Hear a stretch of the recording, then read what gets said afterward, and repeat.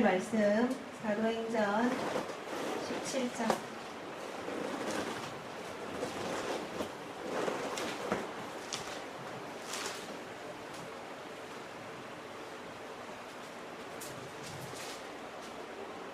사도행전 17장 우리 천천히 제가 한 절 여러분이 한 절 그렇게 돌아가면서 읽고 마지막 34절 다 같이 읽겠습니다. 사도행전 17장. 자, 먼저 읽을게요. 그들이 암비볼리와 아볼로니아로 다녀가 데살로니가에 이르니 거기 유대인의 회당이 있는지라. 바울이 자기의 발렛대로 그들에게로 들어가서 새 90일에 하고 방문하며 뜻을 풀어 그리스도가 해를 받고 죽은 자 가운데서 다시 살아나야 할 것을 증언하고 이르되 내가 너희에게 전하는 이 예수가 곧 그리스도라 하니 중에 얻은 사람 곧 경건한 헬라인의 큰 무리와 적세는 귀부인도 권함을 받고 바울과 실라를 따르나 그러나 유대인들은 시기하여 저자의 어떤 불량한 사람들을 데리고 때를 지어 성을 소동하게 하여 야손의 집에 침입하여 그들을 백성에게 끌어내려고 찾았으나 발견하지 못하매 야손과 및 형제들을 끌고 법장들 앞에 가서 소리질러 이르되 천하를 어지럽게 하던 이 사람들이 여기도 이르네. 야손이 그들을 맞아들였도다. 이 사람들이 다 가이사의 명을 거역하여 말하되 다른 임금 곧 예수라 하는 이가 있다 하더이다 하니 유대와 법장들이 이 말을 듣고 소동하며 야손과 그 나머지 사람들에게 보석금을 받고 놓아주니라. 밤에 형제들이 곧 바울과 실라를 배려하러 보내니 그들이 이르러 베레아에 있는 사람들은 데살로니가에 있는 사람들보다 더 너그러워서 간절한 마음으로 말씀을 받고 이것이 그러한가 하여 날마다 성경을 상고하므로 중에 있는 사람이 많고 또 헬라의 귀부인과 남자가 적지 아니하나 데살로니가에 있는 유대인들은 바울이 하나님의 말씀을 베레아에서도 전하는 줄을 알고 거기도 가서 무리를 움직여 소동하게 하거늘 형제들이 곧 바울을 내보내어 바다까지 가게 하되 실라와 디모데는 아직 거기 머물더라. 바울을 인도하는 사람들이 그를 데리고 아덴까지 이르러 그에게서 실라와 디모데를 자기에게로 속히 오게 하라는 명령을 받고 떠나니라. 바울이 아덴에서 그들을 기다리다가 그 성에 우상이 가득한 것을 보고 마음이 격분하여 회당에서는 유대인과 경건한 사람들과 또 장터에서는 날마다 만나는 사람들과 변론하니 어떤 에피쿠로스와 스토와 형제들도 바울과 증언할세 어떤 사람은 이르되 이 말 내가 무슨 말을 하고자 하느냐 하고 어떤 사람은 이르되 이방신들을 전하는 사람인가 보다 하니 이는 바울이 예수와 부활을 전하기 때문이라. 그를 붙들어 아레오바고로 가며 말하기를 내가 말하는 이 새로운 가르침이 무엇인지 우리가 알 수 있겠느냐. 내가 어떤 이상한 것을 우리 귀에 들려주니 그 무슨 뜻인지 알고자 하노라 하니 모든 아덴 사람과 거기서 나그네 된 외국인들이 가장 새로운 것을 말하고 듣는 것 이외에는 달리 시간을 쓰지 않음이더라. 바울이 아레오바고 가운데 서서 말하되 아덴 사람들은 너희를 보니 범사에 정죄심이 많도다. 내가 두루 다니며 너희가 위하는 것들을 보다가 알지 못하는 신에게라고 새긴 단도 보았으니 그런즉 너희가 알지 못하고 위하는 그것을 내가 너희에게 알게 하리라. 우주와 그 가운데 있는 만물을 지으신 하나님께서는 천지의 주이시니 손으로 지은 자에게 주지 아니하시고 또 무엇이 부족한 것처럼 사람의 손으로 섬김을 받으시는 것이 아니니 이는 만민에게 생명과 호흡과 만물을 친히 주시는 이심이라. 인류의 모든 족속을 한 혈통으로 만드사 온 땅에 살게 하시고 그들의 연대를 정하시며 주의 경계를 한정하셨으니 이는 사람으로 혹 하나님을 더듬어 찾아 발견하게 하려 하심이로되 그는 우리 각 사람에게서 멀리 계시지 아니하도다. 우리가 그를 믿어 살며 기동하며 존재하느니라. 너희 신신 어떤 사람들의 말과 같이 우리가 그의 소생이라 하니 이와 같이 하나님의 소생이 되었은즉 하나님을 금이나 은이나 돌에다 사람의 기술과 고안으로 새긴 것들과 같이 여길 것이 아니니라. 알지 못하던 시대에는 하나님이 보아하셨거니와 이제는 어디든지 사람에게 강요하사 회개하라 하셨으니 이는 정하신 사람으로 하여금 천하를 공의로 심판할 날을 작정하시고 이에 그를 죽은 자 가운데서 다시 살리신 것으로 모든 사람에게 믿을 만한 증거를 주셨음이니라 하니라. 그들이 죽은 자의 고화를 듣고 어떤 사람은 조롱도하고 어떤 사람은 이 일에 대하여 내 말을 다시 듣겠다 하니 이에 바울이 그들 가운데서 떠남에 같이 몇 사람이 사람이 그를 가까이 하여 믿으니 그 중에는 아레오하고 갈리 디오시오와 가마리라 하는 여자와 또 다른 사람들도 있더라. 아멘.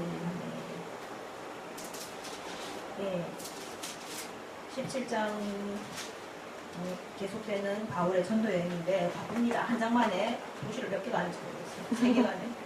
디살로니가 갔다가 디살로니가에서 베레아 찍고 베레아에서 또 아덴으로 후다닥 뛰어갑니다. 그래서 이 가는 데마다 근데 바울이 계속 복음을 전하거든요. 바울이 입이 아팠을 거예요. 어제 저희 장을 보는데 RD에 가가지고 장 보는데 그 RD에 앉아 체크하는 사람 있잖아요. 매번 하는 말이 다 똑같아. 뭐 얼마, 그다음에 이렇게 카드 or 캐시, 그다음에 뭐 이렇게 뭐 하고 thank you, have a nice day. 딱 똑같아. 우리가 나오면서 저 말만 하면 입이 저렇게 딱 붙겠다. 그렇게 말했었는데 그럼 좋을 것 같더라고요. 보는 사람마다 그냥 무조건 반자동적으로 have a nice day 이럴 것 같으니까 괜찮은 말이잖아. 바울은 여기서 보면은 보는 사람마다 예수, 부활, 심판, 회개 계속 전해요. 할렐루야. 반자동이야, 반자동. 그래서 바울이 이렇게 이제 데살로니가로 우선 먼저 가서 데살로니가에 가서 이제 전도를 하는데 여기서 보면은 바울이 전도할 때 아테네 같은 아덴은 아테네거든요. 지금의 그리스 아테네인데 아테네 같은 경우는 좀 다르지만은 거기는 워낙 독특한 도시예요. 조금 이따 말씀드리겠지만은 데살로니가하고 베레아 같은 경우는 바울이 보면은 항상 들어가서 어디부터 가냐면 유대인 회당부터 가요. 그렇죠? 유대인 회당부터 가서 거기서부터 전도를 시작해요.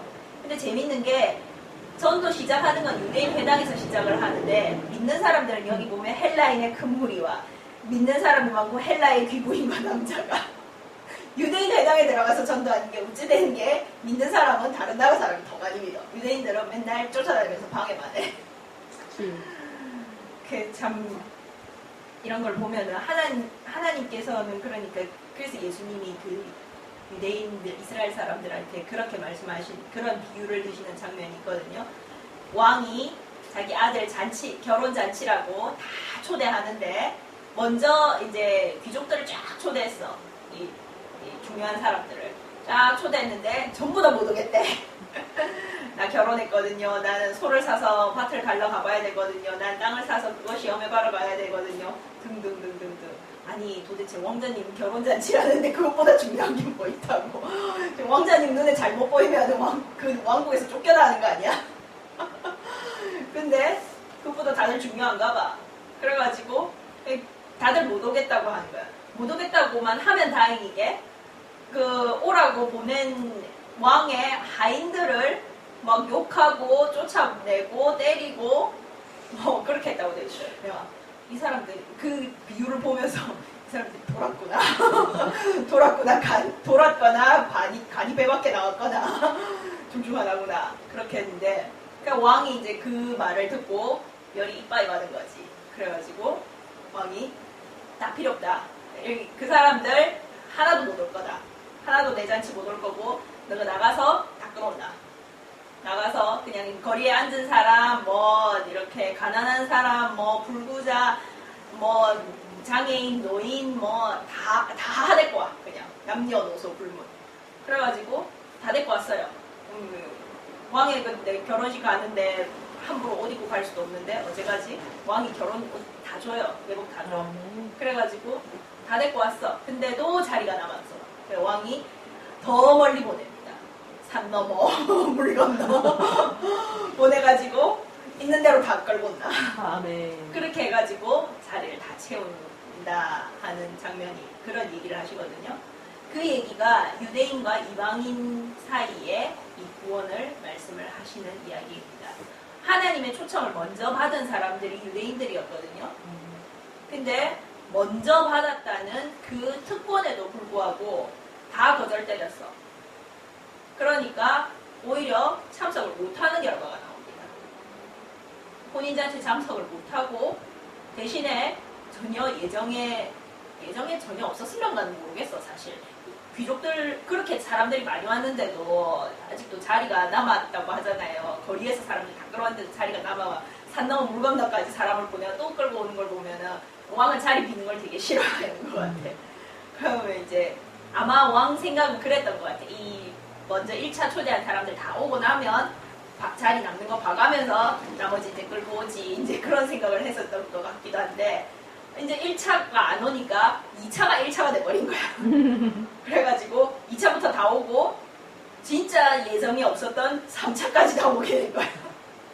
그렇게 이제 말씀을 하시거든요. 그래서 유대인에게 복음이 먼저 들어가고 예수님이 먼저 가시고 하나님의 말씀이 먼저 전해졌지만은 유대인들이 그것을 제대로 받아들이지 못했기 때문에 이 복음이 오히려 이방 우리 유대인들이 아닌 우리 한국 사람 포함해서 다른 이방인들에게서 더 이렇게 부흥하게 되는 이 기독교 역사를 볼 수가 있습니다. 참 그래서 정말 이 부분을 보면은 참 이 하나님의 말씀을 먼저 받았고 하나님의 초청을 먼저 받았다는 게 사실은 얼마나 큰 특권인가. 그렇잖아요. 우리가 누군가를 초대할 때도 제일 먼저 초대장 준다는 거는 그 사람이 내 마음에서 제일 가깝다는 소리잖아. 꼭 와줬으면 하는 소리고. 근데 그 제일 먼저 초대장 받은 사람이 면전에다 대고 초대장 씹는다. 그러면은 두 번 다시 초대 안 해. 이렇게 되잖아요. 저도 그런 경험 있거든요. 제 친구하고 이렇게 걔가 애들끼리 같이 영화 보러 가자고 해놓고는 지 혼자 영화를 먼저 봐버렸어. 그것도 2번이나 그랬어. 그래가지고 내가 니하고 2번 다시 영화 같이 안 본다고. 그래가지고 진짜로 2번 다시 영화 같이 안 보고 있어요. 친하게 지내긴 하지만. 근데 하나님도 그런 마찬가지인 겁니다. 하나님이 자신의 복음과 이 구원을 먼저 전해주고 먼저 받는다는 게 정말 큰 특권인데 그것을 이 사람들이 정말 잘 받아들이기는커녕 자기가 안 받는 것으로도 모자라서 여기 보면은 남 받는 것까지 방해를 하거든요. 이러면은 정말 하나님 앞에서 무슨 얼마나 큰 책임을 질란가 제가 상상이 안 가. 그 영화 보셨어요? 리즌이라고 요즘 지금 극장에서 하고 있어요. 재밌어요. 보세요. 그 예수님 부활 얘기인데 예수님 여기도요? 예, 가든시티에서 지금 하고 있어요. 저희 봤거든요. 너무 재밌어. 예, 진짜 재밌어요. 오늘 할 걸 아마 가든시티에 4시 반 상영이고 7시 10분 상영인가 그래요. 7시 5분인가 상영인가 그래요. 보러 갈래요? 나 또 봐도 또 볼 수 있어. 근데 아무튼 그 리즌이라는 영화가 어떤 그 컨셉을 깔고 하냐면은 예수님이 이제 십자가에서 돌아가신 순간부터 부활하시면서 이야기가 본격적으로 진행이 되는 거예요. 이거를 근데 보통 지금까지의 이제 기독교 영화나 그런 예수님의 일생을 다룬 영화는 예수님 시각에서 보거나 아니면 예수님을 따라가는 사람 제자의 시각에서 보거나 아니면은 그냥 아예 전지적 입장에서 보거나 이런 식으로 했는데 이 영화는 주인공이 전혀 엉뚱한 로마 장군이에요. 그래가지고 이 장군이 이제 예수님이 죽고 나서 시체 뒤처리를 맡은 거야. 빌라도한테. 빌라도가 이 예수님은 하도 골치가 아픈 케이스였으니까 대제사장들이 와서 시기 질투로 넘겨줘서 죽였다는 거 알고 있거든요. 근데도 자기가 어떻게 할 수가 없어가지고 죽이라고 한 케이스였어요. 빌라도 로마 총독이. 그러니까 워낙 찜찜하고 또 따르는 사람들은 좀 많았나. 워낙 찜찜하고 워낙 참 복잡하고 이런 케이스다 보니까 시체 뒤처리까지 네가 잘해라 그렇게 해가지고 보내거든요 빌라도가. 근데 이 시체 뒤처리 하는 사람이다 보니까 예수님을 죽인 사람들 있잖아요. 제사장들하고 가야바 대제사장하고 이 사람들이 와가지고 그렇게 말하는 장면이 나와요. 성경에도 있거든요. 빌라도한테 저 거짓말쟁이가 살았을 때 자기가 죽으면은 자기가 죽을 거라고 예언했고 자기가 죽으면 사흘 만에 살아난다고 예언을 했다고 그런 말을 했다고.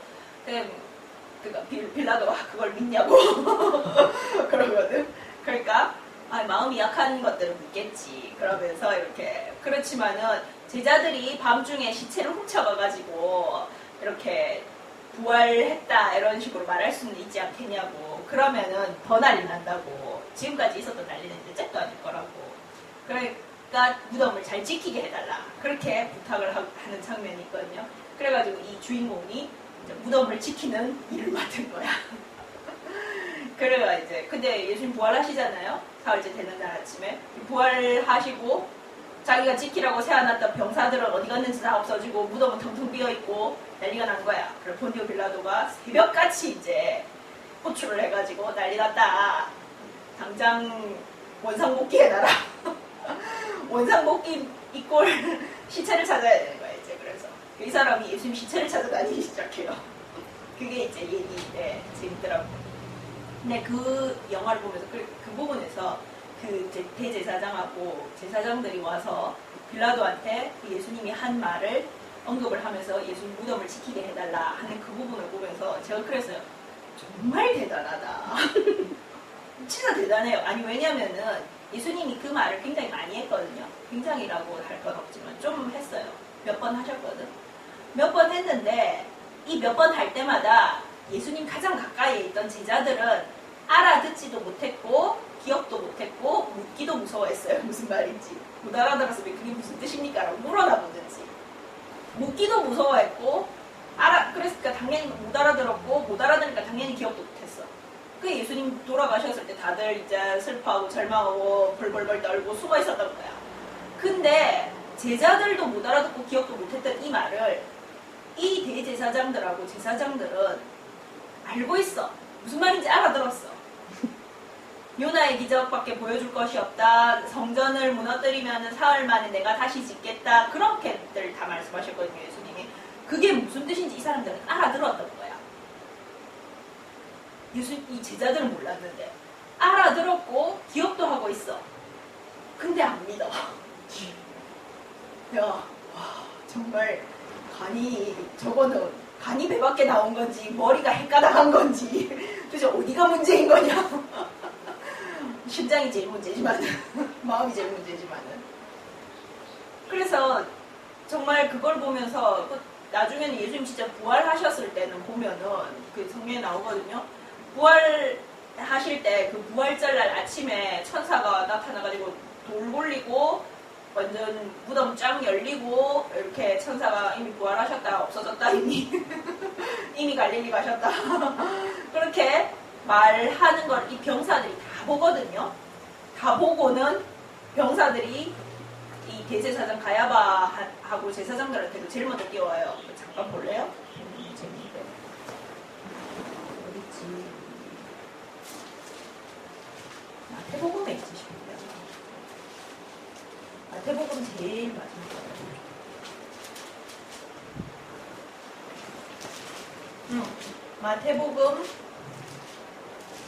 마태복음 27장 62절부터 보면은 그 대제사장들이 지켜달라라고 말하는 장면이 나오거든요.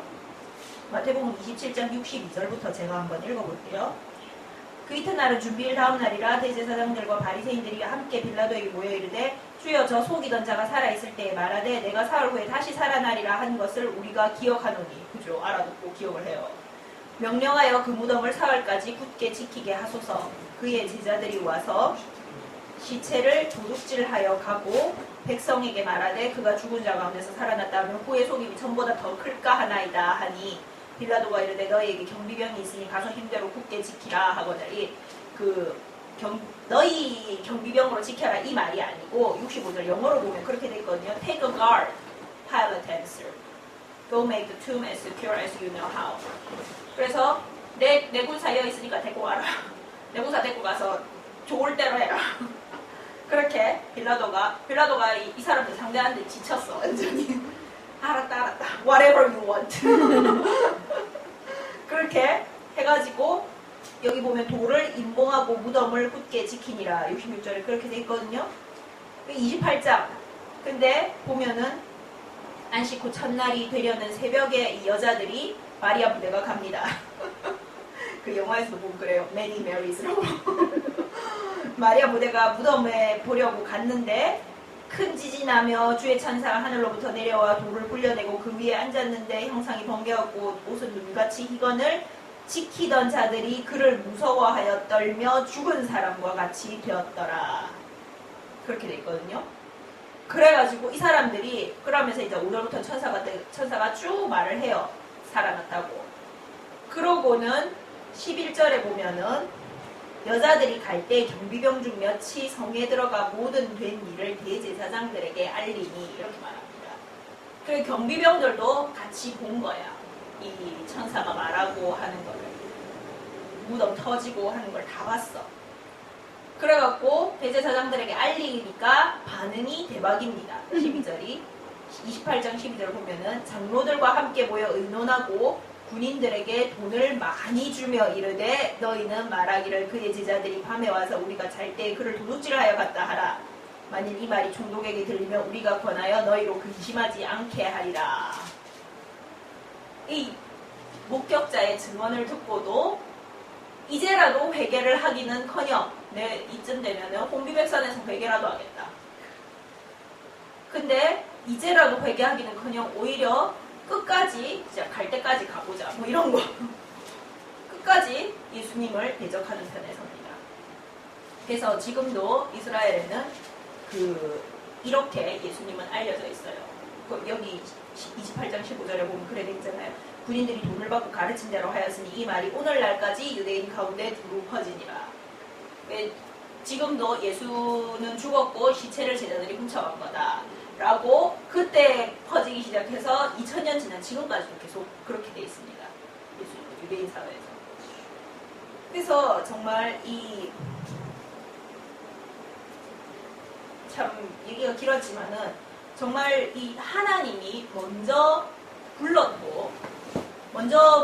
게 뭐 이 사람들만 구원하겠다 이런 뜻이 아니에요. 하나님은 처음부터 그럴 생각은 없었습니다.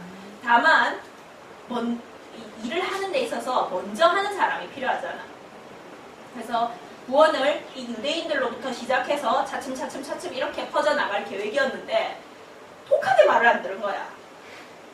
이제 누말마다 독하게 말을 안 들어가지고 그래가지고 예수님이 와가지고 예수님도 결국 죽이고 근데 그 덕분에 고속도로가 열리긴 했어요. 구원에 고속도로가 열렸어. 대신에 고속도로가 유대 쪽으로는 안 났어. 딴 쪽으로 났어. 그래가지고 이방이 우리가 유대인이 아닌 우리가 이렇게 먼저 복음을 받아들이고 지금은 우리가 이스라엘을 위해서 기도하고 정말 하는 상황이 된 겁니다. 지금도 그래서 이스라엘 이몽사님이 추천해주고 막 우리 엄마가 보고 막 해가지고 브래드 쇼라고 누구지? 김종철 감독. 김종철 감독님이시라네. 제가 뭐 유명인 잘 몰라서 그분이 이렇게 이스라엘을 위해서 기도하는 그런 프로그램을 돌리는 게 있더라고요. 인터넷 프로그램인데 이스라엘에 대해서 막 이렇게 많이 방송을 하시고 하는 것 같아요. 그분이 이스라엘에서 기독교가 얼마나 핍박받는가 유대인들에 의해서 그런 걸 이렇게 보여주는 게 있는데 진짜 한 사건은 정말 끔찍하더라고요. 유대인 불임절 알죠? 에스더 덕분에 이렇게 다 구원받아가지고 이제 다들 즐기는 축제잖아요. 불임절은 유대인 큰 명절 중에 하나거든요. 그러니까 그때 되면 우리나라 설날 추석에 가족 다 모이듯이 다 모여 가족이. 그래가지고 가족 다 모이는데 이 불임절 이 가족 다 모이는 시기를 딱 계산을 해가지고 이 가족들을 메시아닉주인 거야. 그러니까 예수님을 믿는 유대인인 거예요. 그러니까 이 가족 집에다가 폭탄 든 과일 바구니를 배달을 보내는 거야. 그래가지고 근데 마침 그 집안에 그때 폭탄 등에 배달이 갔을 때 아무도 없었는 거예요. 그 애 한 명 빼고 아무도 없었는 거야. 애 한 명이랑 엄마 빼고 없었는데 엄마가 이 남자애 10대 남자애한테 야 누가 과일 갖다 줬다 한번 열어봐라 이러고는 쓰레기 버리러 나갔어. 근데 얘가 그러니까 여는 순간에 터진 거예요. 그러니까 집 일가족을 다 죽이려고 계획을 했던 폭탄이니까 집이 다 날아가는 정도의 폭탄인데 그게 바로 눈앞에서 터졌으니까 애가 진짜 나오거든요. 진짜 사람 형상이 아니에요.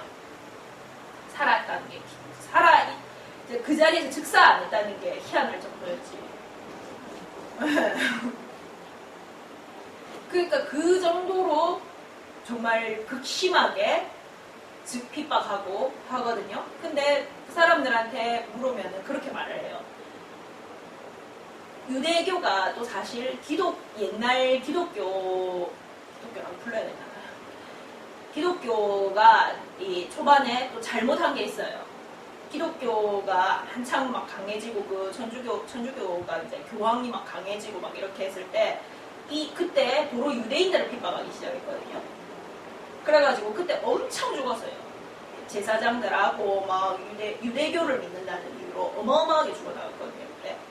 그러면서 이 유대인들은 몇천 년, 그거 아니라도 몇천 년간 자기들은 나라 없이 온 지구상의 모든 민족들 사이에서 쫓겨다니고 이리 쫓기고 저리 쫓기고 저희 집에 저 지붕 위의 바이올린이라는 비밀이 있는데 그게 유대인들 이야기더라고요. 저기 보면은 그래 그 러시아의 조그마한 마을에 조그마한 동네에 이제 유대인 마을을 모여가지고 사는데 이거는 뭐 어느 날 그러니까 갑자기 와가지고 사흘뒤까지 답이하라 이렇게 나오는 거예요. 뭐 그러면은 집 팔고 뭐 한 사흘 만에 집 팔려요. 사흘 만에 차 팔기도 어렵다. 그러니까 뭐 한마디로 그냥 다 냅두고 가라는 거야. 그것도 뭐 근처에 어디 옮길 수 있는 것도 아니고 반경 몇백 킬로미터 밖으로 나가라 이렇게 나오는 거예요. 그러니까 저 짐승도 못 데리고 가. 짐승 그렇게 데리고 가다 죽잖아요. 사료도 없는데. 그러니까 그냥 문자 그대로 자기 몸에 지닐 수 있는 것만 지니고 다 쫓겨나는 거예요. 그렇게 유럽과 온 세계를 돌아다니면서 유대인들이 사는 그 모습을 조금 볼 수 있거든요. 좀 익살스럽게 표현을 해놨긴 했는데 그래도 참 보면은 정말 참 고생 많이 했다 싶은 감상이 절로 나와요. 그러니까 그렇게 자기들이 고생을 하면서 근데 그 고생을 시키는 사람들이 그 러시아 정부도 그렇고 옛날에 그 자기들을 죽였던 사람들도 그렇고 다 소위 기독교인들이야. 그러니까 유대인들의 이 머릿속에는 기독교 이러면은 자기들을 핍박하고 죽이는 못된 것들 이렇게 딱 박혀있는 거야. 그러니까 거기 브래드쇼 거기도 나오지만은 이방인 유대인 아닌 사람이 기독교를 믿는 거는 믿든지 말든지 상관없다. 그렇지만은 이스라엘인인 너희가 어떻게 우리 조상들을 그렇게 죽이고 핍박하고 했던 저 종교를 믿을 수 있느냐. 그렇게 나오는 거예요. 근데 제가 이 부분을 보면서 솔직히 그런 생각을 했어요. 야, 오리지널 한번 따져볼까? 진짜 누가 먼저 시작했는지 한번 따져볼까? 진짜 자기들이 먼저 시작했어요. 예수님부터 죽였잖아, 지금. 예수님 죽이고 이 성경에 나오는 이 부분은 기독교 완전 초기거든요. 기독교가 완전 그야말로 싹으로 일어나고 있을 때예요. 이때부터 지금 이렇게 따라다니면서 난리치고 죽이고 그 성경에 여기 보면 야고보서라고 있죠. 야고보 그 사도가 예수님의 제자 야고보거든요. 그 진짜 많은 그러고 두 야고보가 다 유대인한테 죽었네. 예수님의 사도 야고보도 유대인 때문에 죽습니다. 그 사도행전 초반부에 목이 잘려서 순교하잖아요. 헤롯한테. 그것도 유대인들의 인기를 끌려고 헤롯이 그렇게 죽인 거였으니까 결국 유대인 때문에 죽인 거였고 그리고 기독교 초반부에는 로마로부터의 박해가 없었어요. 왜냐하면은 그 당시 역사적으로 보면은 이 유대인들은 유대교를 믿는 그 전통이 있잖아요. 이 유대교를 부인하면은 난리 난단 말이야. 자기들 진짜 문자 그대로 마지막 한 사람까지 싸워. 그러니까 로마가 다 죽이는 거는 아무 의미가 없잖아. 다 죽일 수도 있지만은. 그러니까 다 죽이는 건 의미도 없고 진짜 소모전이고 하니까 알았다. 너가 이 종교 인정해 줄게. 그래서 로마 모든 제국은 다 로마 제국의 모든 다른 제국명은 다 로마 종교를 믿어야 되는데 로마 종교 있죠. 그 주피터 나오고 비너스 있고 참고로 우리 저 영어로 수성, 목성, 금성 이 별들 이름 있죠. 그 다 로마 신들 이름이에요. 목성 이름이 주피터고 금성 이름이 비너스고 화성 이름이 마르스고 그렇잖아요. 다 로마 신들 이름이거든요. 주피터가 그리스 신의 제우스 제일 최고 신이고 비너스가 아프로디테 미와 사랑의 여신이고 마르스가 그 전쟁의 신이고 분신이고 그렇거든요. 머큐리가 헤르메우스고 수성. 다 그렇는데 그래서 다 로마 종교를 믿고 로마 황제는 코바디스 여기 영화에도 나오지만은 황제는 대대로 주피터의 아들이다 이렇게 돼 있습니다. 맨날 하는 말이 똑같아. 이집트도 옛날부터 파라오는 최고 태양신 라의 아들이다 이렇게 돼 있거든요. 우리나라도 당군의 조상 막 이렇게 당군의 후손 하늘의 후손 막 이렇게 하잖아요. 사람을 신격화시키는 방법이 다 똑같아요. 보면은. 그래서 이 다신 로마 종교와 황제를 믿는 종교를 믿어야 되는데 유대교만은 하도 반발이 심하니까 로마가 특별히 따로 인정을 해줬어요. 좋다. 너희는 이 종교 믿어라. 대신 제발 조용히만 있어라. 그렇게 해놨거든요. 근데 이 초기 기독교는 유대인들 사이에서만 주로 전파가 됐잖아요. 유대인들 사이에서 주로 전파가 된 데다가 예수님도 이스라엘 땅에서 태어나셨고 어쨌든 로마 입장에서 볼 땐 이스라엘 사람이야. 이스라엘 사람이 이스라엘에서 이상한 이래저래 인기 좀 있다고 저그들끼리 치고받고 해가지고 괜히 사람 하나 죽여갖고 그게 아직도 따르고 있는 무리가 있는 이 정도밖에 딱 안 돼.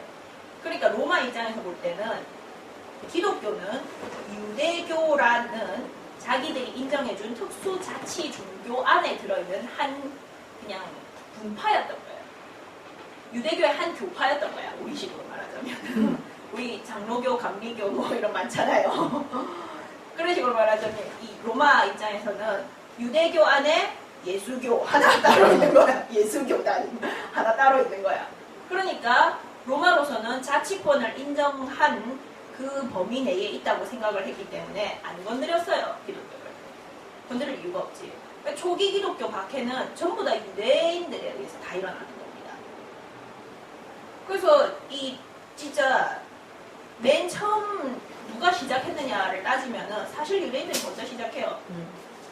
예수님 죽이지, 12사도 이렇게 죽여놨지. 아까 말하지만 그래서 사도 야고보 그렇게 목 잘려서 죽고 야고보서를 쓴 예수님의 형제 야고보는 전승에 의하면 그렇게 죽었다고 해요. 유대인들이 탑에서 떨가가지고 추락사 시켜서 근데 떨어졌는데도 아직 덜 죽으니까 그걸 또 돌로 쳐서 죽였다고 하거든요. 그래 죽이지.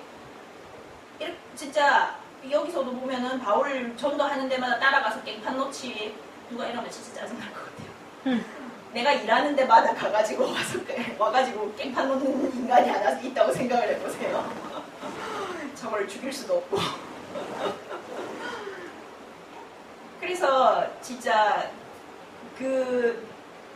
엄마하고 이제 그런 말을 했지만은 자기들은 기독교인들이 그렇게 옛날에 우리한테 못되게 했기 때문에 우리는 절대로 받아들일 수 없다 그러지만 제가 그랬어요.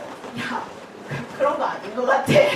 역사를 보면 누구가 먼저 시작했어. 누군 그냥 원래 그런 것 같아. 그래요.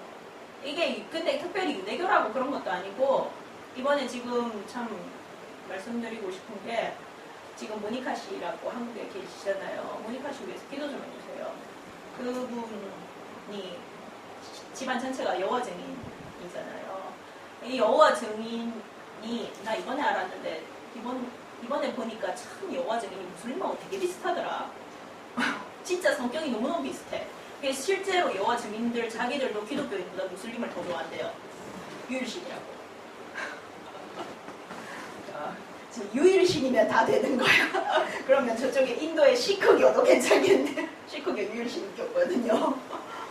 네. 그래가지고 모니카 씨가 지금 애를 낳아가지고 갔잖아요. 근데 그 여호와 증인 그쪽은 이번에 그럼 저희 어머니가 유튜브로 여호와 증인 공부도 하셨다 했는데 여호와 증인에서는 그러니까 자기 교를 안 믿는 거는 물론이요. 자기 여호와 증인 교리나 이렇게 가르침에 대해서 질문을 하거나 의심을 하기만 해도 이거는 배교자래.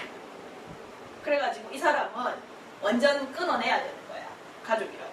인사도 하면 안 되고 말도 하면 안 되고. 그래가지고 이 모니카 씨가 지금 그렇게 애를 낳아가지고 갔는데 엄마가 지금까지는 어쨌든 말하자면은 둘이 살얼음판을 걷듯이 가만히 있다가 며칠 전에 한번 제대로 박은 거예요. 제대로 이제 의견 터진 거야. 의견 충돌이. 그래가지고 모니카 씨 어머니가 나가가지고 그 여호와 증인 본부에 갔다 오셨는가 봐요. 갔다 오셔가지고 모니카 씨 보고 당장 나가라 했대. 그래가지고 지금 모니카 씨가 일단 그 어레인지를 하고 계신 것 같은데 그럼 좀 기도 좀 해주셔야 될 것 같아요.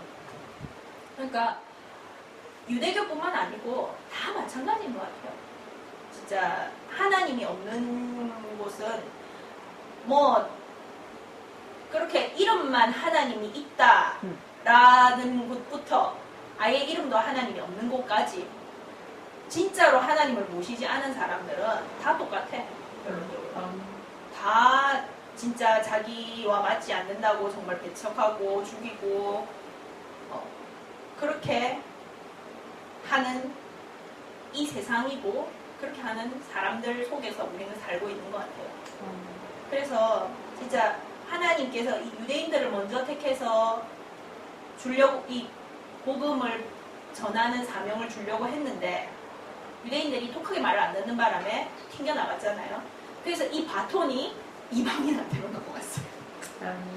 하나님이 안 되겠다. 릴레이 1번 주자가 도저히 못 뛴다. 2번 주자 니부터 뛰라. 그렇게 하신 거예요.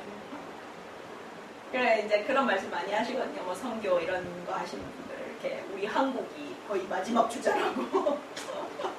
릴레이에서 그때 마지막 주자 제일 잘 뛰는 사람 때문이잖아요, 항상. 그래서 우리는 복음을 늦게 받기도 했고 그런 만큼 더 열심히 뛰어야 되는 것 같다. 이제 그런 말을 하는데 요즘은 이제 그 바톤이 아무래도 중국으로 넘어가는 것 같다. 그렇게 하고 있죠. 중국이 진짜 미친 듯이 부구하고 있거든요. 지금 비공식적으로는 중국 인구의 10% 가까이가 기독교인일 거다.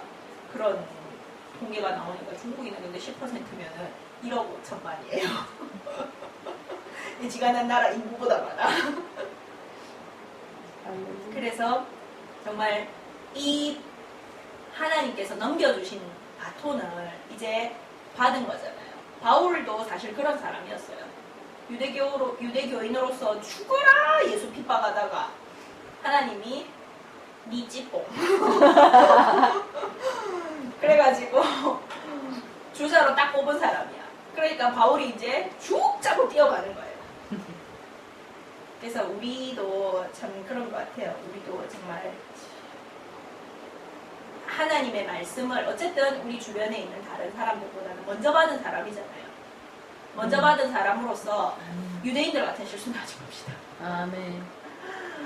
정말 하나님께서 우리한테 먼저 주신 이유는 우리만 누리라고 주시는 것도 아니고 그리고 이렇게 그걸 함부로 하라고 주시는 것도 당연히 아니고 우리한테 먼저 주시는 이유는 우리가 먼저 그것을 받아서 잘 소화하고 진짜 우리가 잘 자라면서 동시에 다른 사람에게도 그 복음과 그 기쁨을 그 사랑을 나눠줄 수 있기를 원하시기 때문에 그렇게 주시는 거거든요.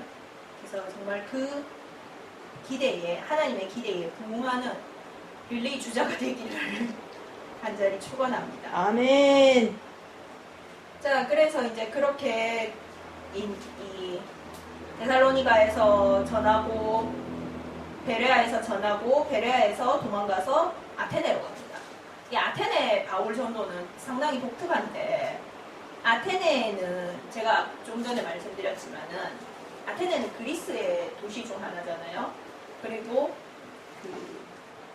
그리스 신화, 그리스 로마 신화 좀 아세요? 그리스 로마 신화에 보면은, 제가 그리스 로마 신화를 뭐라고 해야 되나, 좋아하진 않는데 재미는 있어요. 책을 읽으면 이렇게 책을 읽으면은 욕 나와라 이렇게 하는데, 그런 거 있잖아요. 욕하면서 보는 그런 종류의 이야기야, 그리스 로마 신화 얘기가. 그래서 제가 그리스 로마 신화 얘기를 다 읽었었거든요. 좀 아는데, 그리스 로마 신화 중에, 그리스 신화 중에 특히 제우스의 딸로서 지혜와 전쟁의 여신인 아테나 여신이라고 있어요. 제우스 머리에서 튀어나왔다고 하는 여신이 있거든요. 대박이야. 제우스가 어느 날 머리가 너무 아파가지고 머리를 도끼로 쪼갰다는 여신이 갑옷 무장한 채로 튀어나왔다, 이런 말이 있는 여신이야. 내가 거짓말을 해도 좀 잘해라. 그럴듯하게 해야지. 귀신이니까. 그래가지고, 근데 이 아테네는 그래서 그 아테나 여신의 도시예요. 그리스는 아실지 모르지만은, 그리스라는 한 국가를 이룬 게, 그리스 거기에 사람들이 많이 살았거든요. 그렇지만은 한 국가는 아니었어요, 고대에. 다 도시국가였거든요. 폴리스라고 해가지고. 그래가지고, 다 한 도시마다 이렇게 하나의 국가면서 그 각 도시마다 자기들이 모시는 신이 있었어요. 그 신 이름을 따서 도시 이름을 짓는 것이 많았거든요. 아폴로 같은 경우 아폴론 신을 모시는 데고, 그 다음에 이 아테네는 아테나 신이고, 그다음 또 어디다? 하여간 이렇게 그 도시별로 믿는 신들이 다 있어요.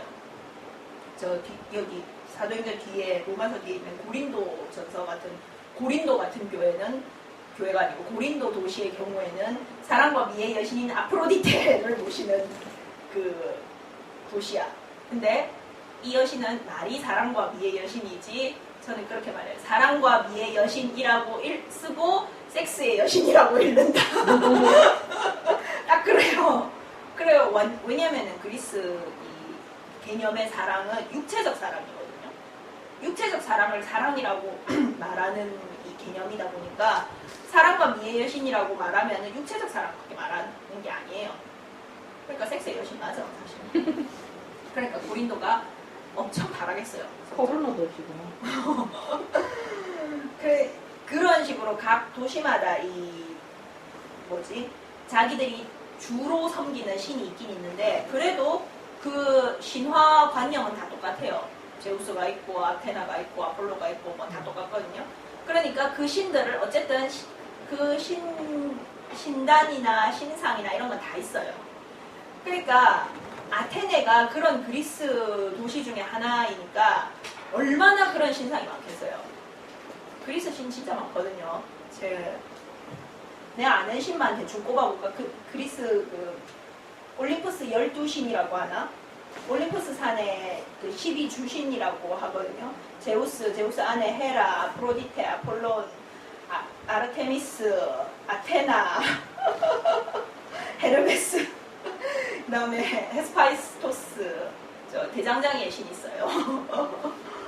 되게 많거든요. 그 다음에 디오니소스, 로마식으로는 바커스, 이건 술의 신이에요. 술주정뱅이야 그냥. 그 다음에 음악의 신, 다 많거든요. 그러니까 이 우상들이 이 아테네 거리에 쫙 깔려 있는 거야. 바울이 보고 뒤집어져요, 안 뒤집어져? 바울이 그러니까 보다 이런 동네 처음 보겠다. 그렇게 싶었던 거야. 그러니까 너무 열이 받아가지고 17절에 16절에 그랬는지, 그 성에 우상이 가득한 것을 보고 마음에 격분하여 회당에서는 유대인과 경건한 사람들과 또 장터에서는 날마다 만나는 사람들과 변론하니 닥치는 대로 말을 하면서, 말을 그냥 한 게 아니고 그 17절에 보면은 reason라고 되어 있고, 또 18절에 그 에피쿠로스와 스토아 철학자들도 바울과 쟁론했다 그렇게 되어 있거든요. dispute, 진짜 완전 의논하고 논박하는 거예요. 이거 감론을박하는 거를 디스퓨트라고 그래서 그렇게 계속 하면서 바울이 지금 여기는 사실 성경 올라온 게 아니야. 베라에서 잠시 도망왔을 뿐이야. 근데 도망온 사이에 바울이 이거를 자신의 사명을 주체를 못하고 여기서 이걸 이렇게 하고 있는 거예요. 이걸 보면은 그래서 우리도 진짜 하나님의 복음과 믿음이 우리 안에 확 있으면은 우리가 다른 사람들 특히나 이렇게 바울이 우상이 가득한 것을 보고 마음이 확 이렇게 뒤집어졌다고 말을 하잖아요. 우리는 지금 이 세상 자체도 그렇지만은 누군가 사람을 보면은 그 사람이 마음에 우상을 꽉 담고 있는 사람들이 있어요. 우상이 좀 몇 개 없는 사람도 있고 한두 개밖에 없는 사람도 있어. 대신에 이 한두 개 엄청 집착을 해보면은 우상이 엄청 많은 사람이 있어.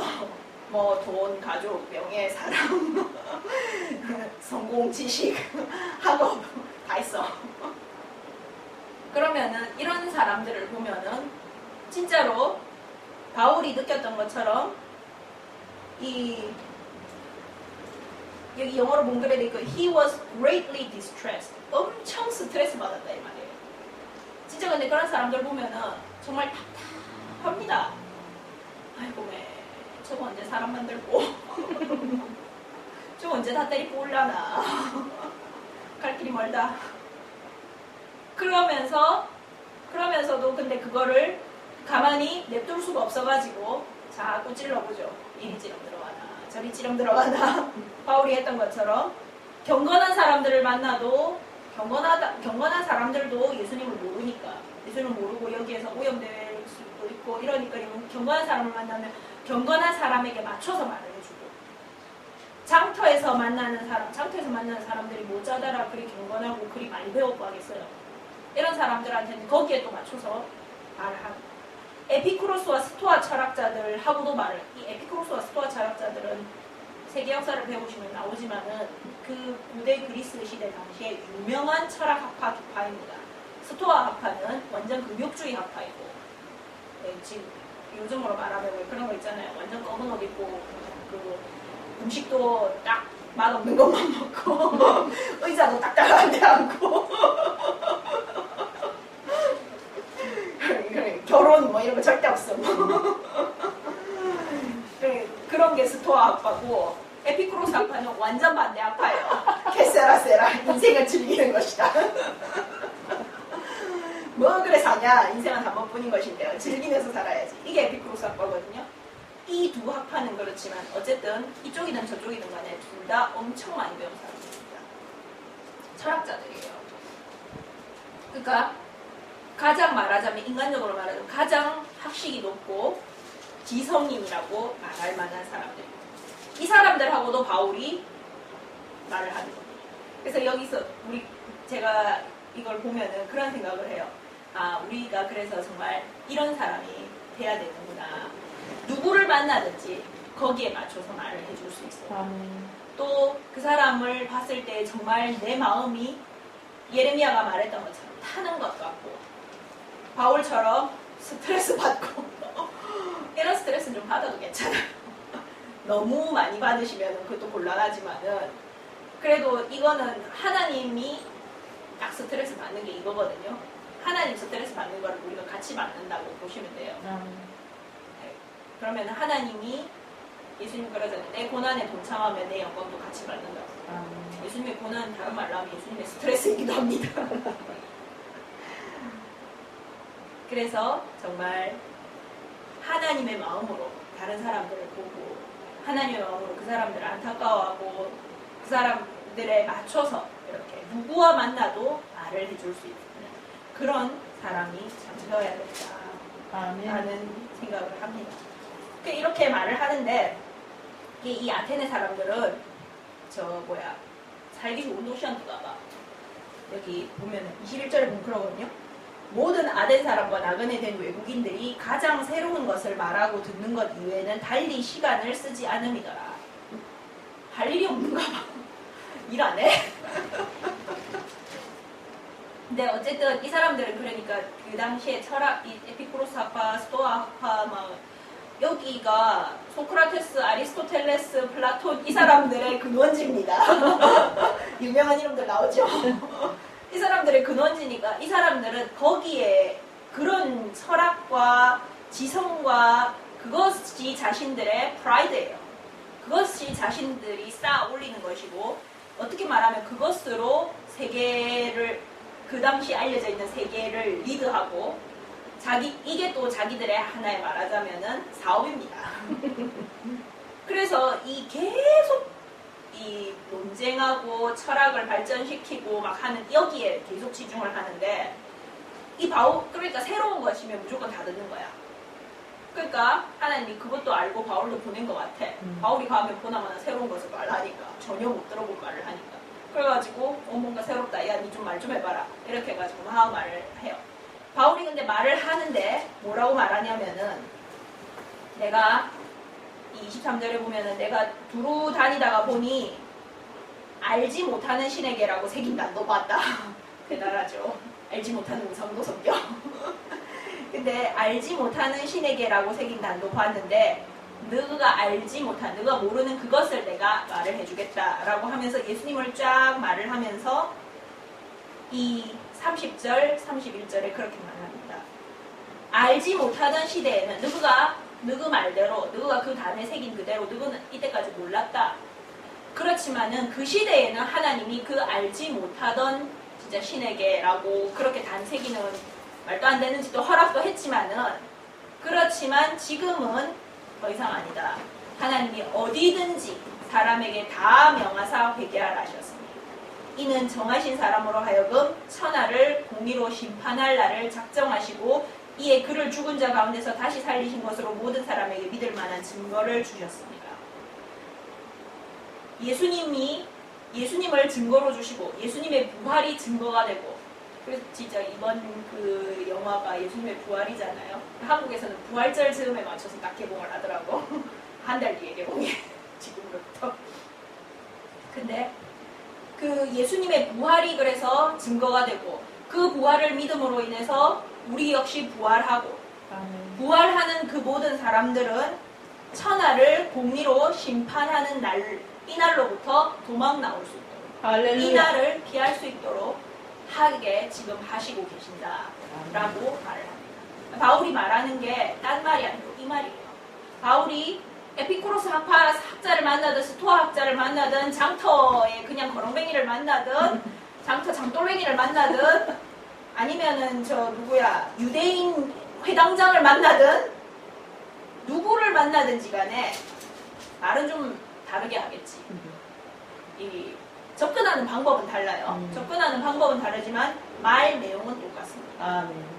이게 그래서 제가 그때 신학교 오픈데이 한번 갔을 때 들은 거였지만은 우리가 선교를 하기 위해서 바울이 그런 말을 하거든요. 내가 예수를 전하기 위해서 유대인에게는 유대인같이 헬라인에게는 헬라인같이 자유한 사람한테는 자유한 사람같이 종한테는 종같이 그렇게 다 말을 한다고. 그래서 근데 그렇게 말을 한다고 해서 복음의 이 컨텐츠 내용 자체를 바울이 바꿨느냐? 아니요. 그건 안 바꿨습니다. 내용은 바꾸지 않고 바울이 바꾸는 내가 이렇게 순간순간 바꾼다라는 거는 테크닉이야. 접근하는 테크닉이야. 아니 그렇잖아요. 여러분 예를 들어서 누가 저랑 친해지고 싶으면 제가 좋아하는 거에 대해서 말을 걸어야 되잖아요. 제가 전혀 관심 없는 뭐 축구, 럭비 이런 거 말 걸면은 아 예. 워이. 그럼 뭐 다음에 또 만날까요? 아니요. 그래요. 저하고 얘기를 하고 싶으면 제가 좋아하는 뭐 책이라든지 피겨스케이팅이라든지 그런 데 대해서 좀 말을 해야지. 그래서 바울이 변하는 거는 그런 거예요. 그렇지만 이 복음의 에센스 자체는 변화시키면 안 됩니다. 요즘 근데 참 진짜 많은 이 선교도 그렇고 교회도 그렇고 이 어디까지 변화를 허용해야 하느냐 이게 참 헷갈려하고 있는 것 같아요. 이것도 정말 뭐 하나님 자기 지식 정도도 있고 자기가 성경을 알고 있는 정도도 있고 자기 양심 정도도 있고 할 수 있겠지만은 그렇지만은 분명한 것은 성경이 어떻게 구원받는다. 성경이 분명하게 말하고 있는 구원의 방법. 예수님을 하나님이 주셨고 그 예수님이 십자가에서 돌아가셨고 다시 사셨고 그 사실을 믿고 그분의 영을 받음으로써 우리도 부활하고 그로 인해서 우리가 하나님 나라로 들어가는 구원을 받는다라는 이 말은 타협하면 안 됩니다. 이건 타협 대상이 아니에요. 다른 건 타협할 수 있어요. 다른 거는 뭐 우상의 재물을 먹는 문제, 뭐 말하자면 술을 마시는 문제, 뭐 술 마시는 걸 제가 권하는 건 아니지만 바울 같은 경우 그렇게 말을 합니다. 이렇게 술을 꼭 마셔라 마시지 마라 막 이런 게 아니고 네가 술에 매인다. 그러면은 니 술 마시면 안 돼. 그렇지만은 디모데한테는 바울이 술 한 잔씩 하라고 원합니다. 왜? 디모데는 속이 약했거든요. 그러니까 술은 그 포도주가 조금씩 먹으면 좋잖아요, 몸에. 일주일인가 하루에 이렇게 3분의 1잔 정도 마시면 좋다네. 완전 레드와인. 그래가지고 그것 때문에 바울이 포도주 조금씩 먹으라고 권합니다. 그러니까 이 술 마시는 것 자체가 죄악인 게 아니고 거기에 자기가 완전 매여가지고 자기를 컨트롤할 수 없고 진짜 하나님으로부터 그게 자기를 벗어나게 끌어나가는 요인이 됐다. 이러면 이거는 술 아니라 뭐든지 잘라내야 돼. 아멘. 제가 말씀드렸겠지만 저를 신학교에서 가르치신 그 이한 목사님이 자기가 신학교 다닐 때 얘기를 해주시더라고요. 자기가 신학교 다닐 때 자기 신학교 동기 중에 한 명이 그 축구를 너무 좋아하는 사람이 있었대요. 그러니까 왕년에 자기가 축구를 너무너무 좋아했는 거예요. 이 사람이 예수님 만나기 전에. 그러니까 이 사람 축구 완전 그 일본 말로 오타쿠라고 하거든요. 팬을 넘어서서 오타쿠. 이거는 오타쿠라는 말 자체가 그런 뜻이라네. 깊이 파고 들어간다. 이런 뜻이라고 하더라고요. 그래서 이거 완전 축구 오타쿠인 거야. 축구의 역사부터 뭐 몸 만드는 방법, 뭐 축구 기술, 심판 규정 싸그리 다.